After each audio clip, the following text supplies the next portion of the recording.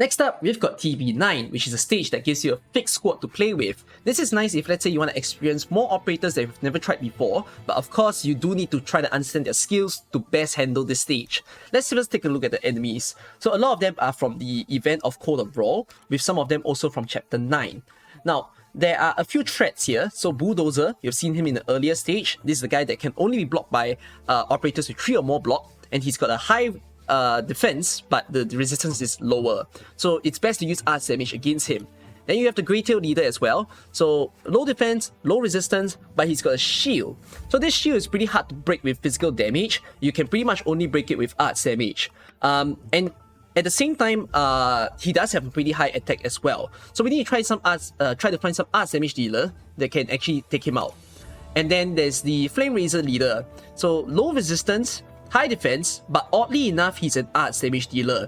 Usually you see caster enemies having like high resistance, but the Flame Razor Leader doesn't do that.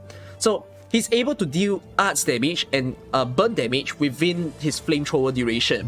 Then when he dies, he explodes with a huge amount of arts damage, and at the same time, if there are other Flame Razors nearby, he will also be defeating them all together, right? You've got the Evocator. So the Evocator is the guy that launches fireballs, and that will deal arts damage and a big amount of burn damage. So this is a AoE fireball. You want to try your best to isolate whoever that might be hit by this, or even let no one be hit by the fireball, right? The damage will increase when the damage decreases the more the fireball travels, but if let's say you have an operator super close, the fireball damage is going to be huge. So you must take note of that. Now let's take a look at the operators that we use. So we've got Jessica, this is a marksman sniper. Nothing too much to highlight here. The talent is pretty nice, ASPD up. Now Golden Glow is someone that I do want to talk about. So she has a talent that states that her and her drones ignores 15 resistance, which is very good against, say, people who have C resistance or B resistance. Golden Glow is able to help to pierce through that. And the drones have a 10% chance to explode, causing 300% of arts damage to anyone in the area. Now there are 3 skills of Golden Glow. The third skill is a very popular skill that people use, but I don't like to use it in this stage because with the attack range being global, she will only prioritize whoever is closest to the blue box. So you might find her targeting the smaller mobs more than the enemies that you want her to focus on. So this is why I'm going to avoid this particular skill, and then I'm left with skill 2 and 3. Now I do like skill not 2 and 3, skill 1 and 2. So I do like skill 1 more than skill 2 because skill 1 has the increase in ASPD, allowing her to attack 1.5 times faster. And this way she's able to focus fire on whichever enemy is coming. Whereas skill 2, it's like an unlimited duration skill, you don't have to focus on anything, but in terms of like the DPS, like the overall damage that she deals within like 25 seconds, skill 1 is going to do much better. So I'm going to take skill 1. Texas skill 2 allows you to stun enemies within her range, so this is pretty nice to use, we'll have that later. Skyfire has a skill 2 that allows you to stun enemies within her range, even though her attack her attack interval increases, so we'll have that later on. Haze has a talent that states that she reduces the target's resistance by 20% for 1 second, and when you pair that with a skill 2, even though she has less HP, but with the attack up and the ASPD up, she's able to ensure that the enemies have reduced resistance throughout her skill. So this is very useful later on. Then we've got Quora. Quora is someone that you guys should know, very familiar with. So block count increases, defense increases, and is able to restore HP. That's on her skill 2. Then Telopsis talent is the popular thing that people should know.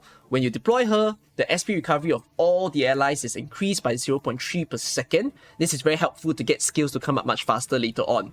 And her skill 2 allows you to have a bigger healing power that goes around to all the enemies in her range. Not the enemies, all the allies in her range.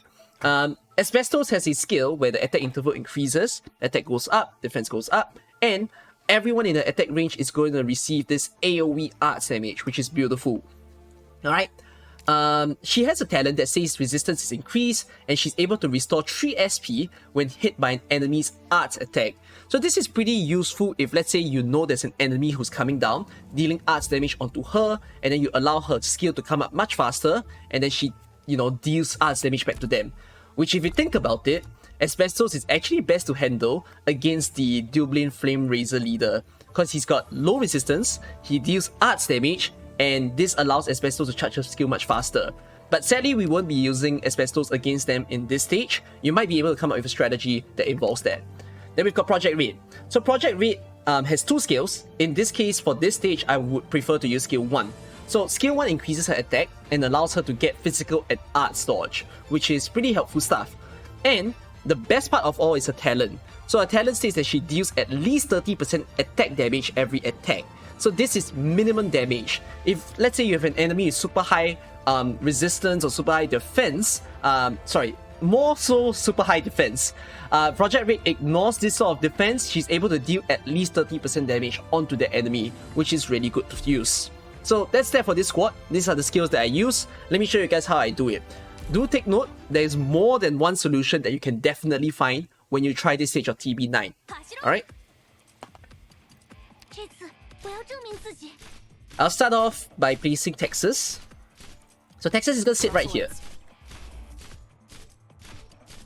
Now Granny's skill allows her to add block count and increases the attack as well. Now for every enemy that she kills, she also generates DP, which is great. Now I'm going to place Golden Glow and Telopsis so that I can get the SP recovery and also set up Golden Glow skill. So Granny is being a beautiful DP generator over there right now. Let's turn on a tower, and then I'm going to place Haze right over here. Texas skill should come up right in time perfectly for this, so do stun the guy, and then turn off Golden Glow skill to break off his shield. Just like that. I'm going to activate another tower. So this guy's shield may not break. If it does break, that's a good thing, but if it doesn't, it's also fine. I'm going to activate another tower. Let's see if this guy's shield break. I don't think it would. So that's fine by me. So this guy might go past Granny, and if that happens, he'll break a block. So how am I going to deal with him? If I hold him with Defender, he's not going to die. So this is when I'm going to use Project Raid. So watch what Project Raid does. Look at the minimum damage. So even though this guy has super high defense, Project Raid is able to help to pierce through it. Just like that. It's beautiful to see. Now I'm going to place Skyfire over here. And I'm also going to place Asbestos over here, facing... I suppose I'll face her to the right. Alright. So far so good at the moment. I'm going to turn on Golden Glow skill. Now let's turn on Skyfire skill. So Skyfire is able to stun an enemy, as I've mentioned. So you can see how this is put to use, whereby Skyfire is actually able to stop the flamethrower from doing anything to her. I'm gonna turn on Texas skill, just for fun over there. Alright, then Skyfire is gonna launch one more stun onto this guy, which is great. I'm gonna turn on Asbestos skill to help to take out this person over here. If you happen to have a Grey Tier leader that leaks past, don't worry, you can always use Project Raid.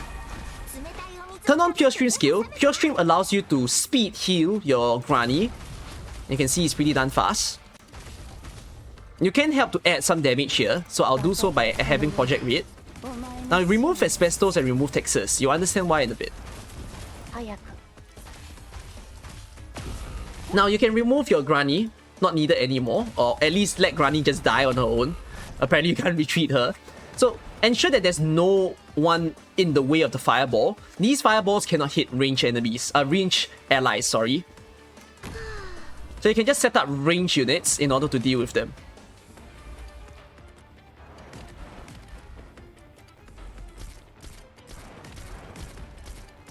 I can turn on Jessica's skill, which will help her attack to go up. Alright. So just set up like whatever range units that you might want. They'll help you over here. And then once this guy go past, I can kind of put a Project Raid right behind him to add even more damage. And that's the idea for TB-9. So quite a fun stage. It allows you to learn a few more skills in your stash. And if not, I shall move on to the next fixed squad stage, which is TB-10. I'll see you there.